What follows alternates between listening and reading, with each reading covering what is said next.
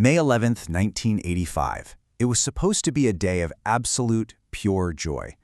Fans gathering at Valley Parade Stadium under these beautiful, sunny skies, just ready to celebrate Bradford City's big promotion. But within literally minutes, that triumphant afternoon morphed into one of the most horrific tragedies in British sporting history. Welcome to This Explainer. Today, we're taking a deep dive into the Bradford City Stadium fire, a catastrophe that permanently altered the landscape of public safety. Okay, let's dive into this. Just 256 seconds. That timeline is, well, it's almost impossible to even comprehend. How on earth does a day of celebration turn into a fatal inferno, where a faint wisp of smoke escalates into a roaring beast of a fire in under 5 minutes? It was a disaster that claimed 56 lives, injured hundreds more, and basically forced the entire world to wake up to the dark, dark realities of stadium safety. To truly grasp the sheer horror of that day, we really have to look at the live television broadcast. Commentator John Helm was covering what everyone thought was just a routine match, right? But his words quickly became this chilling narration of a nightmare. He said, "The whole stand is going up in flames, and the timbers are coming down onto the ground. This is horrific." Hearing his real-time reaction, it really grounds us in the terrifying speed and the brutal reality faced by the 2,500 panicking fans trapped inside. Here's our roadmap for today's deep dive. First, the 250-second nightmare. Second, a tragedy foretold. Third, the chairman's fire history. Fourth, medical triumphs from tragedy. And finally, rewriting stadium safety laws. So starting off with Section 1, the 256-second nightmare. Let's move to it and see how this builds, because honestly, the most terrifying aspect of the Bradford City fire is the sheer speed of it all. At 0 seconds, fans noticed just a faint orange glow beneath the floorboards. Just a minute later, at 60 seconds, people are actually pouring their drinks through the gaps to try and douse the smoke, completely unaware of the deadly peril right under their feet. By the 2-minute mark, things escalate fast. The fire begins to rage out of control because the gap beneath the stands is acting exactly like a giant chimney, just sucking in oxygen. And then, at exactly 256 seconds, the entire wooden stand is completely consumed. The highly flammable bituminous felt on the roof failed so incredibly fast that boiling, burning debris was collapsing onto fans before some even had time to leave their seats. Just unimaginable. Moving on to Section 2, a tragedy foretold.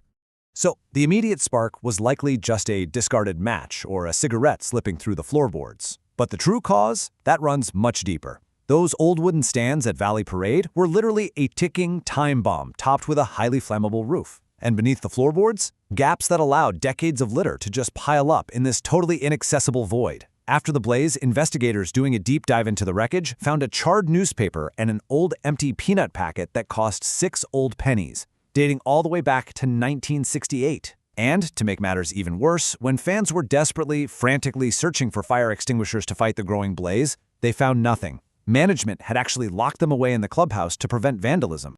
But here is perhaps the absolute most heartbreaking fact of all. This disaster was entirely foreseeable. The club had been officially warned about these extreme fire hazards. Not once, not twice, but 3 times. The health and safety executive warned them twice in 1981, and the county council sounded the alarm again in 1984. 3 explicit warnings detailing the highly combustible neglect sitting right under the stands. Yet, absolutely no action was taken by the club's management to clear out that debris or secure the structure. This brings us to Section 3, the chairman's fire history. Now, what's really interesting about this slide is the staggering number it highlights, 27 million pounds. This comes from a highly complex and deeply controversial chapter of the story, brought to light by Martin Fletcher. Fletcher was just 12 years old on the day of the fire. He survived, but tragically he lost his brother, his father, his uncle, and his grandfather. He later spent 15 years exhaustively researching the background of the club's chairman at the time, Stafford Higginbotham. And through his deep dive, he uncovered that 27 million pounds is the modern equivalent of the insurance payouts from previous fires at businesses connected to Higginbotham, all prior to the stadium disaster. The data Fletcher uncovered here is just startling. Between 1967 and 1981, there were at least 8 other fires at business premises linked to Higginbotham. Places like the Bradford Factory, Genofoam, Castle Mills, the list goes on. Furthermore, Fletcher's investigation revealed a very crucial piece of the timeline.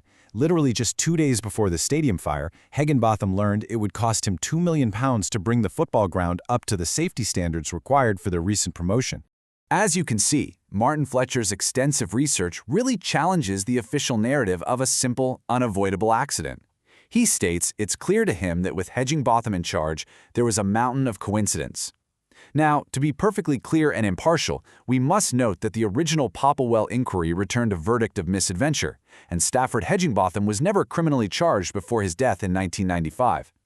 But Fletcher presents this mountain of coincidence to ask whether a deeper investigation was actually warranted, placing these shocking historical facts into the public record for us to evaluate. Let's shift gears to Section 4, Medical Triumphs from Tragedy. And this brilliantly illustrates how, even from an incredibly dark origin, we can see profound medical innovation. Because of the sheer volume and severity of the burn injuries, with over 250 survivors requiring intense treatments, Professor David Sharp stepped up and founded the Bradford Burns Unit at the University of Bradford. He invented what's known as the Bradford sling. It's this specialized medical device that provides even pressure and suspension for burned limbs to drastically reduce swelling and promote healing. Out of the unimaginable horrors faced by those fans, treatments were pioneered that are quite literally still being used to save hands and heal burn victims all around the globe today. Finally, we arrive at Section 5, Rewriting Stadium Safety Laws.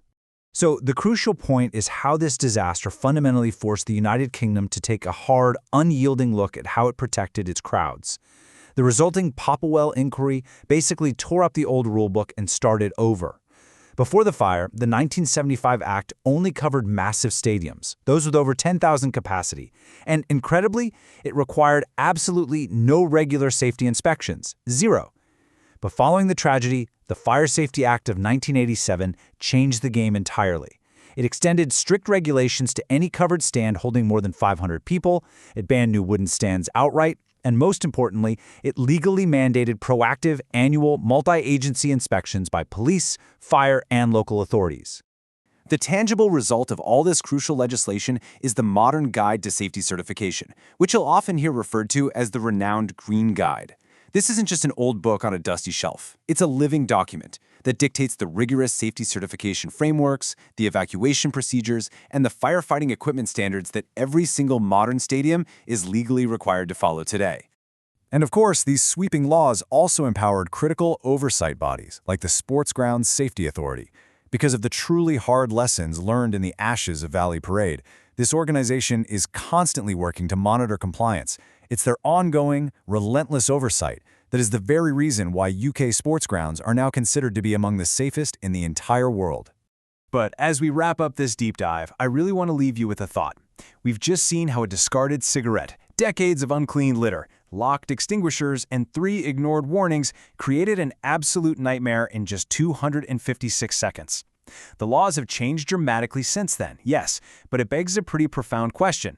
Are strict modern regulations actually enough to entirely override human complacency? Or is our safety, no matter how many rules and laws are written down, always just one ignored warning away? Definitely something to think about the next time you take your seat in a massive crowd. Thank you so much for joining me on this explainer.